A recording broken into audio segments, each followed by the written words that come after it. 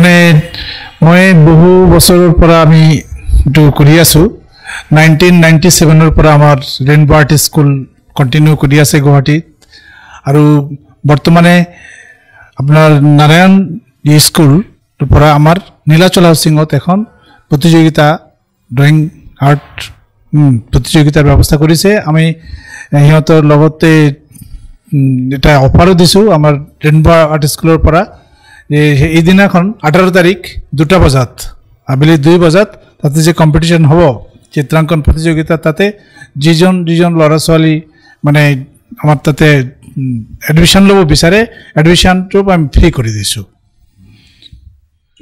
কিমান শাখা হ'ব কোনটা সবৰা কোনটা কি শাখা থাকিব টোটাল 3টা শাখাৰ ব্যৱস্থা আছে প্ৰথম মানে ক শাখা নাৰ্সাৰীৰ পৰা ক্লাছ 3 তাৰপিছত 4 তোৰ পৰা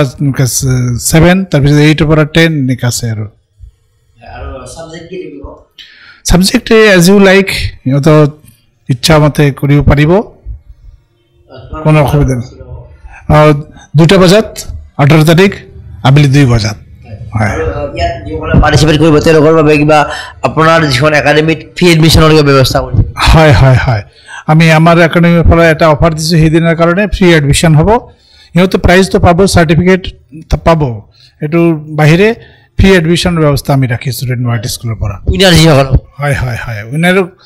নাই অকল উইনাৰ নহয় উইনাৰ তো অৱশ্যই পাব তাৰপিছত যোনে ইচ্ছা কৰে মানে ওপেন টু অল কৰি দিছোঁ সেইদিনৰ কাৰণে যোনে এডমিশ্যন ল'ব প্ৰত্যেকৰ কাৰণে আমি ফ্ৰী এডমিশ্যনৰ ব্যৱস্থা ৰাখিছোঁ অভিভাৱকসকলক আৰু যিখন ড্ৰয়িঙৰ লগত জড়িত একোটা আহ্বান সিহঁতৰ কাৰণে মানে মষ্ট ৱেলকাম আমি সিহঁতৰ লগত মানে গাৰ্জেন অভিভাৱক টিচাৰ আৰু ষ্টুডেণ্টৰ মাজতে এটা বণ্ডিং থাকিলে কি হয় সিহঁতৰ ইনস্পিৰেশ্যনটো আগবাঢ়ি যায় বহুত মানে অভিভাৱক বিচাৰে যে আমাৰ ল'ৰা ছোৱালী ডক্টৰ হওক ইঞ্জিনিয়াৰ হওক কিন্তু অকল ডক্টৰ আৰু ইঞ্জিনিয়াৰটো সবেৰ কাৰণে সম্ভৱ নহয় নাপায়ও বহুতে আৰু সিহঁতৰ যদি এটা সপোন থাকে সেই সপোনৰ মানে যোগেদি আগুৱাই যাব লাগে সিহঁতৰ